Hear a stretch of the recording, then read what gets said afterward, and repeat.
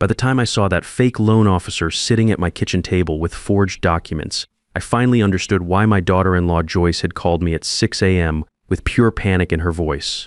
"Gerald, please don't come home today," she whispered. "If you show up, they'll finish before you realize what's happening." I'm Gerald Thompson, 59 years old, and I thought I knew my son Leonard better than anyone. Boy, was I wrong. At my age, you learn to tell the difference between worry and fear. Joyce was terrified. The way her voice shook when she said they'll have everything signed before you can stop them, that wasn't normal stress. That was someone watching a train wreck about to happen. I stood in my buddy's kitchen that morning, holding the phone, thinking back to my birthday dinner the night before. Leonard had been acting strange all evening. Not bad strange, just different. He kept asking questions about my finances that seemed innocent enough at the time. You know how it is, your kid shows interest in the family stuff? You figure he's growing up, being responsible. But now, with Joyce's warning echoing in my head, those questions took on a whole different meaning. Let me back up a bit. I retired from Ford Motor Company 3 years ago after 35 years on the line, worked my way up to production supervisor. Started there when I was 24, fresh out of community college, with an associate's degree in industrial technology. Back then, you could still make a decent living in manufacturing, especially at Ford. The benefits were good, the pension solid, and if you worked hard and kept your nose clean, you had job security. My wife Margaret passed 2 years back. Cancer got her fast. Pancreatic. 6 months from diagnosis to the end. That woman was tougher than any foreman I ever worked under, but cancer doesn't care how strong you are. The house we bought in 1987 is paid off now, sitting on about $320,000 worth of property. Got a decent pension, $2,800 a month, plus what's left in my 401k after the 2008 mess. Not rich, but comfortable enough to live without worry. Margaret always said the most important thing we could leave our kids wasn't money. It was values. Work hard, be honest, take care of family. Simple stuff, but she lived it every day. She taught Sunday school for 15 years, never missed one of Leonard's baseball games, and could stretch a dollar further than anyone I knew. When she got sick, she made me promise to keep the house and the workshop exactly as they were. "That garage is your sanctuary," she said. "Leonard's going to need to learn from you there, just like you learned from your dad." I still miss her voice in the morning, the way she'd hum while making coffee. Leonard runs an auto repair shop called Thompson's Garage about 15 minutes from my place. Good kid, or so I thought, always been handy with cars, just like his old man. I taught him to change oil when he was 12, rebuild an engine by 16. We spent hundreds of hours in my garage working on everything from lawnmowers to that old 1987 Mustang GT I bought as a project car. Margaret would bring us sandwiches and sweet tea, complaining that we tracked grease through her kitchen but smiling when she said it. Leonard started his business 4 years ago with a $50,000 loan and big dreams, rented a bay at first, then expanded to 3 bays when customers started coming regular. Had 2 guys working for him, good mechanics, local boys I knew from the neighborhood. Things seemed to be going well enough. He was making payments, had steady customers, even talked about maybe expanding again. But lately, something had been off. The Sunday dinners at my place got less frequent. When Leonard did come by, he seemed distracted, always checking his phone, cutting conversations short. Joyce would make excuses. Busy season at the shop, equipment problems, nothing major. But a father notices when his son starts avoiding eye contact. The birthday dinner happened at my place last Thursday. I grilled burgers in the backyard, just like Margaret used to love. Leonard brought Joyce and their friends Norman Williams and some guy I'd never met before. Nothing fancy, just family time around the picnic table Margaret and I bought for Leonard's 10th birthday party. But Leonard kept steering the conversation toward money talk. "Dad, you ever think about updating your will?" he asked while I was flipping burgers on the grill. "I mean, with Mom gone, you probably should review everything." I shrugged, focusing on not burning the meat. Got it all handled. "Lawyer took care of it when your mother passed." Later, while we're eating at the table where Leonard used to do homework, he brought it up again. "The house is just in your name now, right? No trust or anything complicated?" "Why all the questions?" I asked, setting down my beer. Leonard smiled. That easy grin he's had since he was a kid stealing cookies from Margaret's jar. "Just want to make sure you're covered, you know? These days, you can't be too careful with estate stuff." My buddy Norman here was just telling me about his dad's situation. Got real messy when he passed because nothing was organized. Norman nodded along, but I noticed he didn't add anything to the conversation. Just sat there eating my food and agreeing with whatever Leonard said. Joyce barely touched her food, kept glancing at Leonard, then down at her plate. I remember thinking she looked tired, maybe coming down with something. She'd been working extra shifts at the bank lately. trying to help with their finances while Leonard's business found its footing. After dinner, while we're cleaning up, Leonard asked if I still kept important papers in the office safe. I told him yes, same place they'd been for 20 years. Margaret had insisted we get that safe after our house got broken into back in '95. Nothing taken. But she wanted our birth certificates, insurance policies, and deeds somewhere secure. Smart, Leonard said. You should probably make copies though, keep them somewhere else too. What if something happened to the house?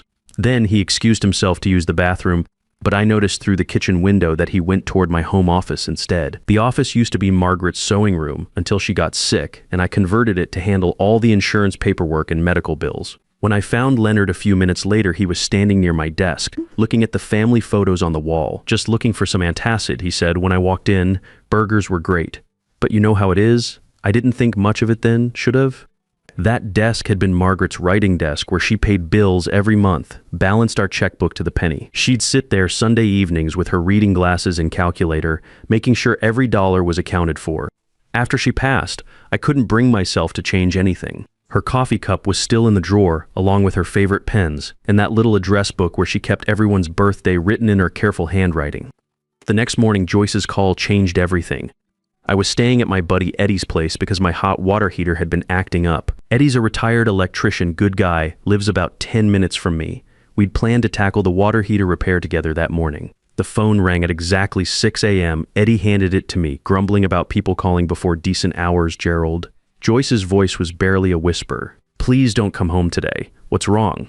I sat up on Eddie's couch, suddenly wide awake. They're planning something. Leonard thinks you won't be back until evening. If you show up early, they'll finish everything before you can stop them. Finish what? The loan papers. Gerald, I found documents hidden in Leonard's truck last night. Home equity line of credit for $280,000. Your signature's already on some of them, but it's not your handwriting. My stomach dropped like I'd missed a step going downstairs. Are you sure? I've seen your signature 100 times on birthday cards and Christmas gifts. This isn't yours. There's a notary appointment scheduled for this afternoon at your house. Leonard told the woman you'd already agreed, but just needed to make it official for the bank. After I hung up, I sat in Eddie's kitchen for a long time, staring at the coffee getting cold. Eddie didn't ask questions, just sat across from me reading his paper and letting me think. That's the thing about old friends, they know when to talk and when to shut up. I kept thinking about the night Margaret died. Leonard had driven down from his apartment, stayed with me at the hospital through those last hours. When she finally let go around 3 a.m., Leonard held my hand and said, Dad, I promise I'll always take care of you, just like you took care of us. I believed him. Hell, I needed to believe him. Now I was wondering if that promise meant something different to Leonard than it did to me. Around 8 a.m., I drove straight to my lawyer Victor Martinez's office. Victor's been handling my legal stuff since Margaret got sick. Straight shooter, doesn't waste time with fancy talk or unnecessary fees. His office is in one of those old brick buildings downtown, second floor above a hardware store that's been there since I was a kid. I got a strange call this morning. I told him after explaining about Joyce's warning. My daughter-in-law says my son's planning to forge my signature on loan documents. Victor leaned back in his chair, fingers steepled, like he does when he's thinking hard. That would be bank fraud. Federal crime. Tell me exactly what Joyce told you. I repeated everything, the hidden documents, the forged signature, the notary appointment. Victor pulled up my file on his computer, typing while I talked. Interesting, he said after a minute. Someone accessed the county records for your property late last night. The request came from an IP address registered to your home address. I wasn't near a computer after the party. I figured as much. He kept typing, frowning at his screen. There's more? A loan application was submitted this morning for a home equity line of credit on your property, $280,000.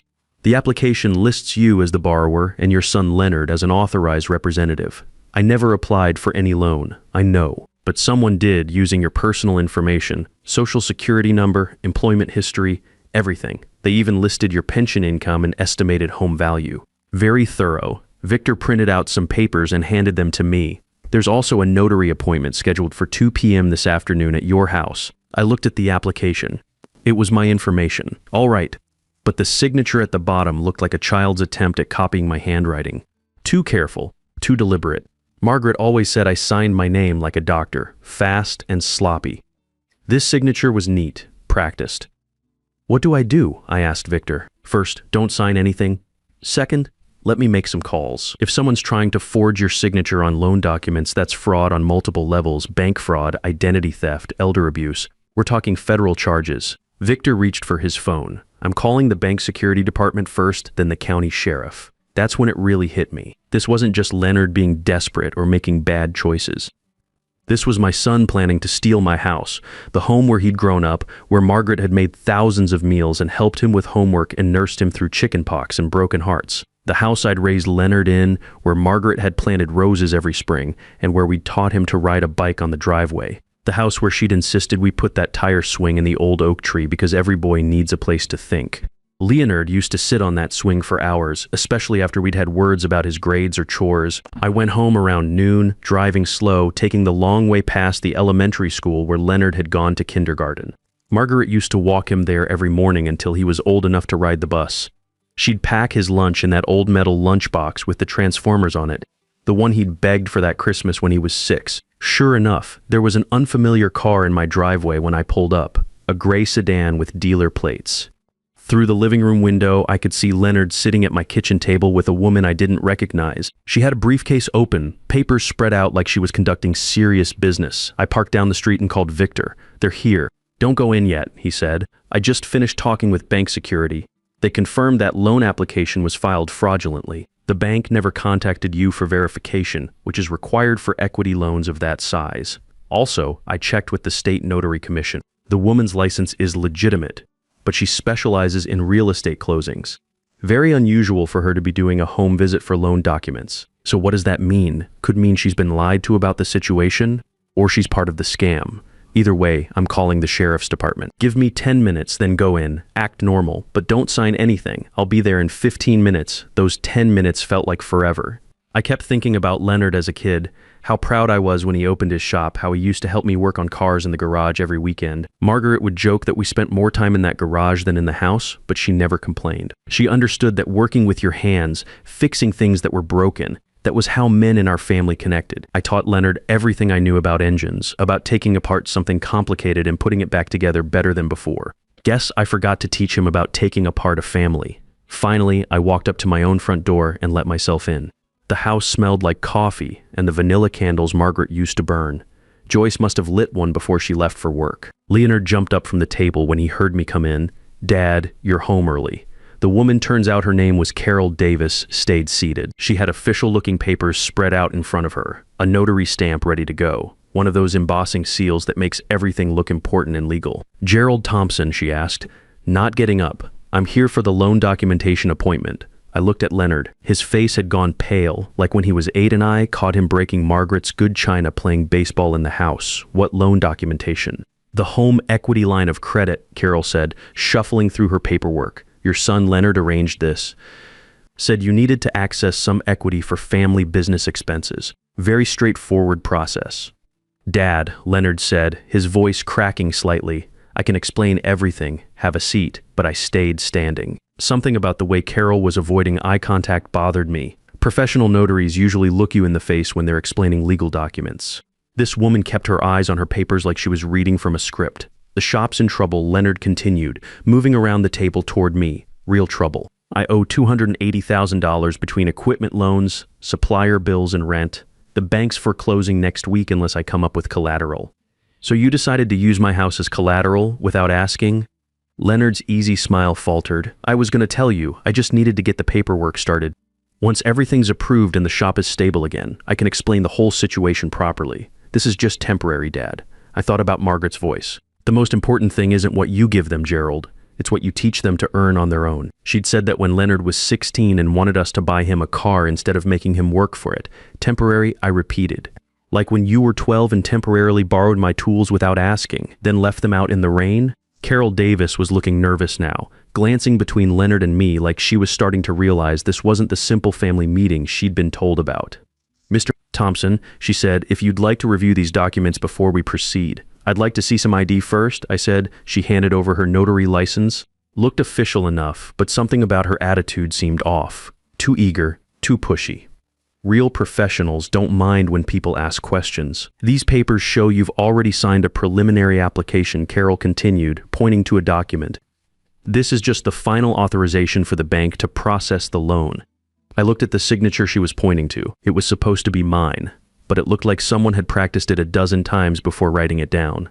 too neat, too careful. When you've been signing your name for 59 years, you don't think about each letter. That's not my signature, I said. Leonard stepped closer. Dad, you signed those papers last week, remember? You said you wanted to help with the shop. That's when I realized what was happening. Leonard wasn't just desperate, he was trying to gaslight me into believing I'd already agreed to this, making me doubt my own memory, my own handwriting. Son, I said quietly, I've never seen these papers before in my life. That's when Victor walked in, and Leonard's face went completely white. Gerald, Victor said calmly, stepping into my kitchen like he owned the place. I need to speak with you privately. Leonard looked like he'd seen a ghost. Carol Davis started shuffling papers back into her briefcase faster than a card dealer in Vegas. Actually, Victor continued, not moving toward the living room. Let's all stay right here. Carol, I just got off the phone with the State Notary Commission. They're very interested in your recent activities. Carol stopped packing. I don't understand. Bank fraud investigations tend to make people nervous, Victor said, especially when the FBI gets involved. That word FBI hit the room like a sledgehammer. Leonard sat down hard in one of Margaret's kitchen chairs, the same chairs where he'd eaten breakfast every morning before school. There's been some misunderstanding, Carol said, but her voice had lost all its professional confidence.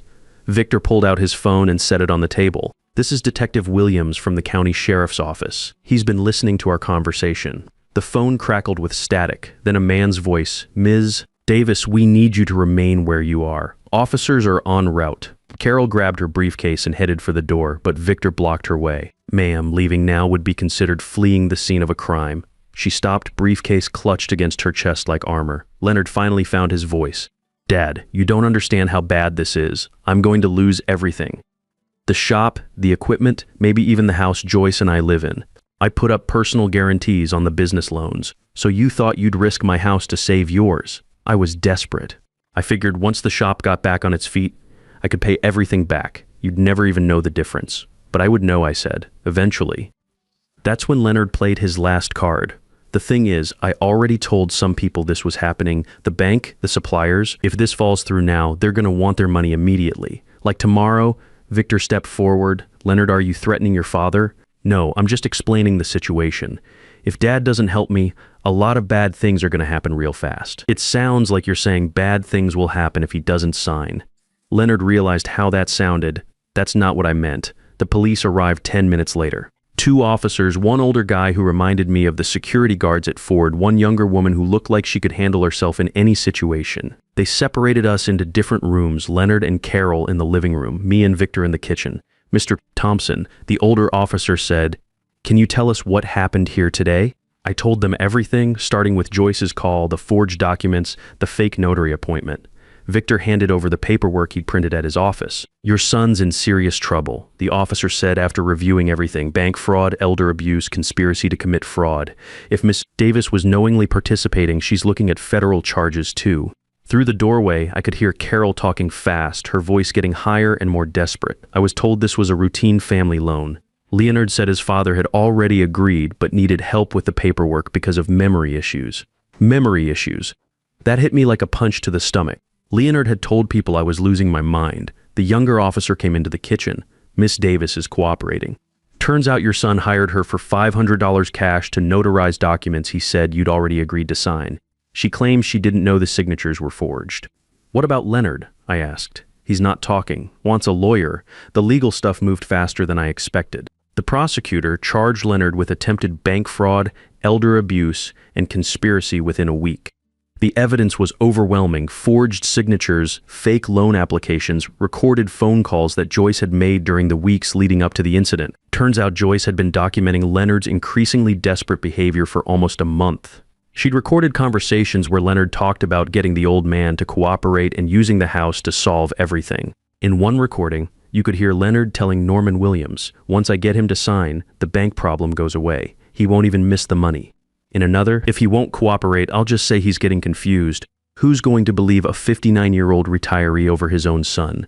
The trial lasted 3 days. Leonard's court-appointed lawyer tried to argue that it was a family misunderstanding, that Leonard genuinely believed I would have agreed if I'd understood the situation, but the recordings made his intentions pretty clear. Joyce testified on the second day. She looked smaller somehow, sitting at that witness table, but her voice stayed steady while she explained what she'd discovered and why she'd called to warn me. Leonard told me his father would understand once the business was saved, she said. But when I saw the forged signatures, I knew Gerald would never have agreed to risk his retirement security. Leonard got 18 months in county jail, 5 years probation, and had to pay $15,000 in court costs and restitution. His shop closed before the trial even started. Word travels fast in the auto repair business, and nobody wants to deal with someone facing fraud charges. Joyce filed for divorce before Leonard was sentenced. She moved back with her parents, took her maiden name back. I felt terrible for her. She tried to do the right thing, tried to protect me, but her marriage was still over. I see her sometimes at the grocery store. She always stops to say hello, asks how I'm doing. We don't talk much about Leonard, but I can tell she still feels guilty about the whole thing. I keep telling her she saved me from losing everything Margaret and I worked for. The house is quiet now. I still go out to the garage most evenings, work on small projects, organize tools, but it's different.